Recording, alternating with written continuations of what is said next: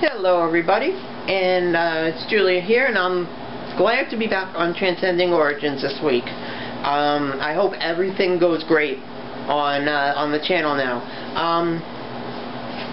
This week's topic has to do with prosthetics and anything that we really wore to either enhance or hide something. And I got to start back with makeup when I was younger. This was before I could drive. I was probably 15, and I had no idea about makeup. I would go out to I would bike over to my local clover market. The clover stores are basically, there was an old chain of department stores in the Philly area called Strawbridge and Clothier, and they had a lower level store like Clover, called Clover. Basically it's like what Kmart is to Sears now. So it was part of a small shopping center, and I used to bike over there, to the local, to the Sears Hardware, and I would go in back and get changed. And I would wear the absolute worst makeup ever. I would take a bottle of cover-up about this big around, take the little, little spongy tool that was in there, and I would slather my face with it. And I would get looks, of course, because I had no idea what makeup was. I did that, and I did lipstick. Whoopie-doo. And then I would go over to the Clover. I'd buy some stuff. Usually I'd take some change from my parents, find some change here or there, and pay for something, and say, I'm paying it all change. I'm sorry. They would give me this look like, paying a change, and look at the, what the fuck? At that point, I think I was using tissue paper here, but when things got more and more serious with everything, I started using breast forms. They were, at first I got the kind from Victoria's Secret. What I got, I was diagnosed when I was probably like 20, 21. I was diagnosed with gynecomastia. I knew I had it. But if you don't know what gynecomastia is, it's when a male ends up developing female-like breasts. They're not man boobs. They're different. They're more female-like in, it's not just because you're fat you get boobs. No, it's different. Even if you lose weight, they're still there. So, I didn't have to wear full boobs. They would look horrible on me. So, I would get these. At first I used the push-up silicone ones that Victoria's Secret had. They were expensive. They were like $50. And I was like, no, I'm not spending that much for them. Plus those ones had like perma nipples. I mean, it was horrible. There was one time I was up at Ithaca College. I went there for 3 months, and I couldn't handle it socially and emotionally, so I dropped out.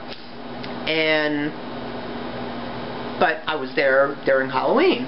So, of course, Halloween when you're younger as trans or whatever is a great time to dress as you know, as a woman. So I did, and I was walking around with those breast forms in there, with them in there, and it was kind of a flimsy shirt I was wearing, and somebody walked up to me and said, "Cold, isn't it?" And I looked down, I was like, "Oh, yeah." And I was self-conscious the rest of the time. But having perma nipples, what's the point? So then I graduated to these things I saw on TV called the natural bra. It was, if you've probably seen them in Walmart, they were cheaper at Walmart. They're like 15, 18 bucks. Walmart or Target has them. They're basically silicone filled, and they either have little adhesive strips, or the whole thing has a silicone adhesive on it, and you can stick them on, and they're there for, you know, they're there until you take them off. You can wear them without a bra. That's why they call it the natural bra. And it gives support. It does everything that a normal bra would do, except it also gives you a little bit more. So I always had about an A cup, so this gave me about a B cup. And so I liked it, but they kept breaking on me. I mean, they weren't the best quality. What they had in the middle, they had this little clasp in the middle that wasn't connected to each breast form, I guess you could say, too well. So they kept breaking on me. I kept using super glue to put them back together, and some of them I had super glued so many times I just said, the hell with it, I'm getting new ones because I won't super glue anymore. And then it got to a point, I mean, I also used to wear this this girdle, and it was a panty girdle combination. It was pretty stiff down there, so it would tuck, so my tuck would hold pretty well. But then I got to a point where I was comfortable with myself. See, when a lot of this stuff happened over about half a year's time. When my wife left, when I basically kicked her out for cheating on me, and, you know, that situation resolved itself, but when I kicked her out, 2 weeks afterwards, I already had called and scheduled my first appointment for my hormones. So I was at a point where I wanted to start anew. Now, this part was just coincidental. I had been looking online, and I stumbled upon an article about how to do makeup to make it look really natural and cover and everything. And I was like, damn, that's perfect. It used the pan stick, it used whatever makeup, whatever foundation you wanted, and boom, it was perfect. Except that it still didn't set too well. But it was a step away from the crappy makeup I was using. I was using MAC Cosmetics stuff that really did not work too well. It didn't set, it didn't do anything right, so I was happy to get rid of it. But I decided at that point also that I was going to try, after a couple of months on hormones at that point, I decided I was going to stop wearing the girdle because I didn't need it anymore. My, you know,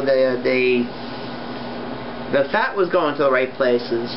And then, after a while, I was noticing my breasts were getting bigger. And kind of an awkward way to get into this, but there was one day when I was with one of my friends, my friend Amanda, and one of her, now former friends, and we actually ended up having a three-way, okay? I'll be honest with you. But in the middle of it, she mentioned, hey, oh my God, you have nice breasts. As much as that was just, a little comment here, there, it got me thinking. Got me looking at my breasts. Got me analyzing everything. And I decided, the heck with these breast forms. I was in the process of trying to find a new apartment, starting anew from my ex, from that apartment. So I decided I was just gonna get rid of them. And I did. And look at me now. I mean, I don't need them. But they definitely got me through a time that was very important. It's comfort. And it's comfort level. Once my comfort level with my body got better, I didn't need to cover up as much. I didn't need to enhance as much. And it's something that I'm quite happy about in this process, because there comes a time when you start hormones and you're not exactly comfortable with everything. You're just psychologically on the top of the world, happy that you started hormones. But there comes a time when you look at everything and say, damn, the only thing different I do now is tuck and shave. I don't have to put anything else different on, in dressing up for the day. I don't have to put anything else on. I don't have to do anything else. I don't need any of that.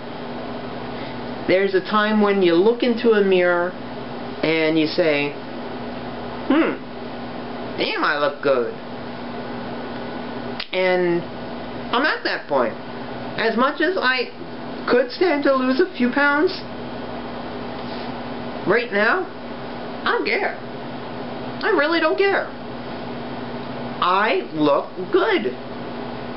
I look in a mirror, and I'm, oh, excuse me, and I'm quite happy with what I see. And that's what's important. So the more comfortable you get, the less you have to put on. And I'm more comfortable in the world than I've ever been. And I'm quite happy with that. I'm quite happy with the way everything's gone with, my hormones and everything. Now, if I could find a job, that would be great. It would make me even more comfortable. But with my body and everything, I am completely and totally comfortable. So that's it. This week's Transcending Origins. I'm Julia, and I will talk to you later. See ya.